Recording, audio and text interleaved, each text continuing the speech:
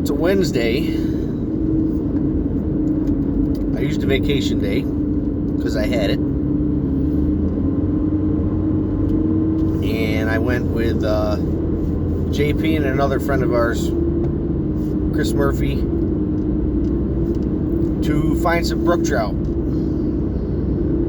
Which this time of year, it's August, middle of August. It's kind of tough to find a place to fish for brook trout that is actually fishable. And by fishable, what I mean is cool. If you're catching and releasing the brook trout, well, they're a cold water fish. And I'm not a scientist, but this is the way I understand it, and this is the way it is. And if you want a more understanding of it scientifically, you're going to have to Google it yourself. But basically, the warm water builds up lactic acid in the brook trout. And when you catch them this time of year with the high water temps and the lactic acid that's built up in their body, whether you release them or not, they're going to die. The acid kills them. So we don't do a whole lot of... I don't do any brook trout fishing usually after the streams get 68 and above, 68 degrees Fahrenheit and above.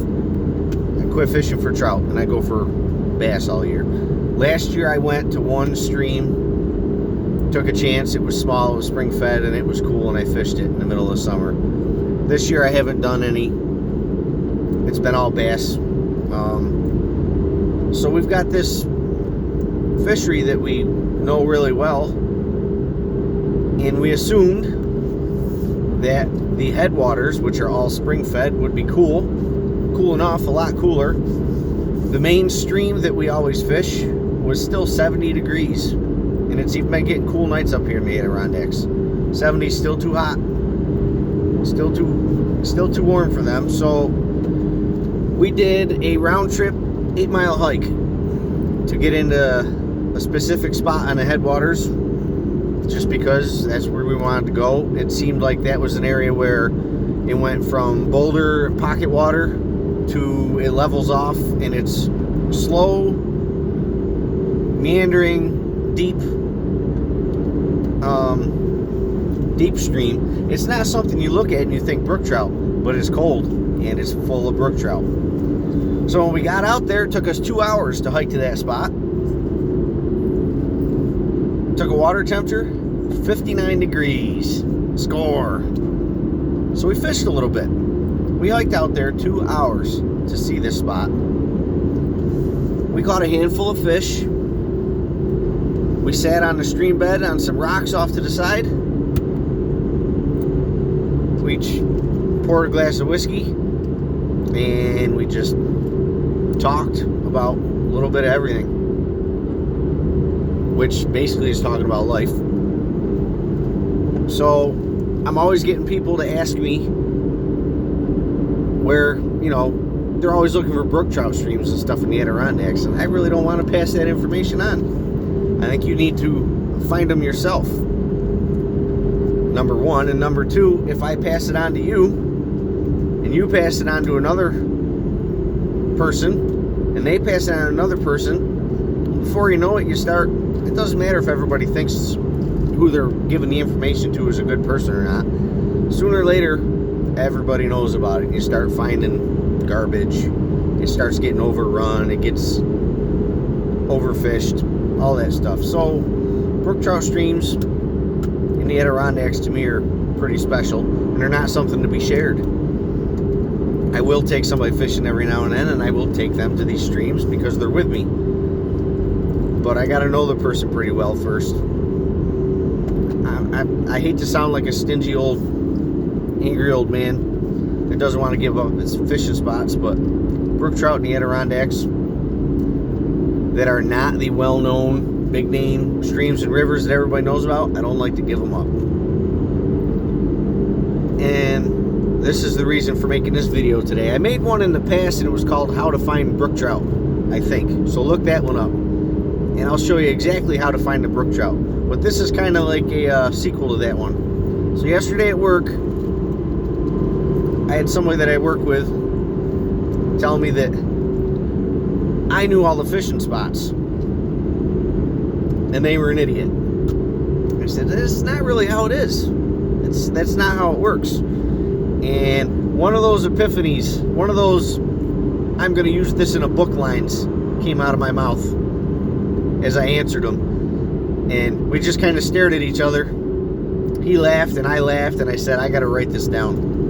I'm going to use it right now. It will get used in a book. The only reason I know where to go is because I've gone. That's the line. That's what I told him. Nice. He said, you know all the fishing spots, and I'm just an idiot. I said, nah. The only reason I know where to go is because I've gone. And it sounds funny, but when you really think about it, it is the truth. This is how you find all these awesome places.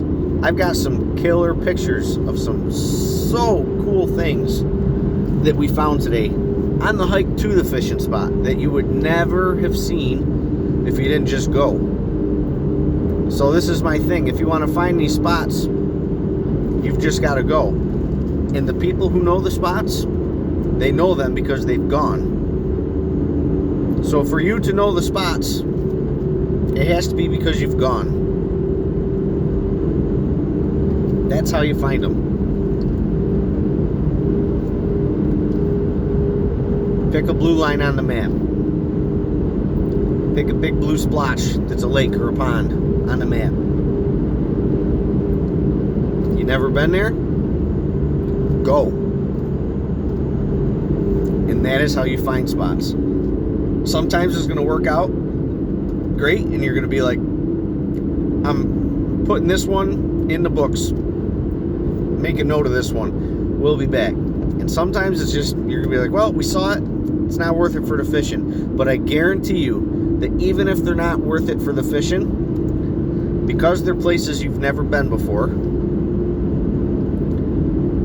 on your way there and on your way back, whether it be the drive or the hike, mostly the hike is what I'm talking about, into these places, you're going to see stuff that you would not have seen if you didn't go.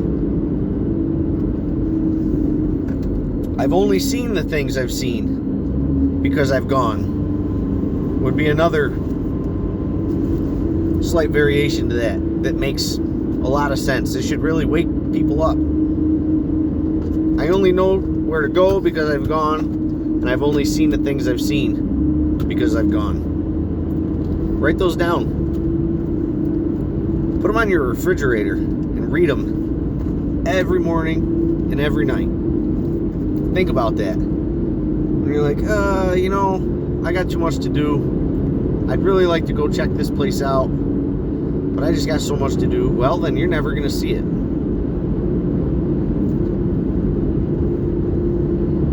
And that's the short and skinny of it.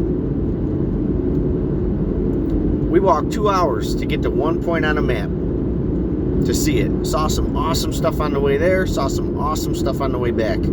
2 hours, caught a handful of fish, and I would say 400 or 500 yards of stream is all we fished. Then we left, hiked back out another 2 hours.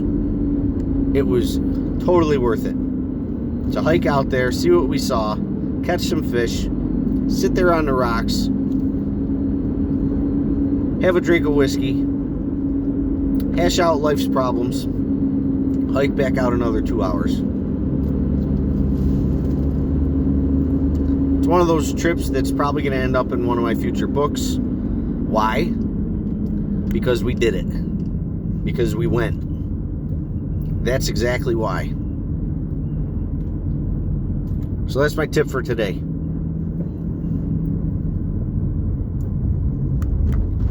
So, till the next video, you know the deal. I'm in Inlet, tourist town. You know the deal. Till the next video, call in sick. go fishing.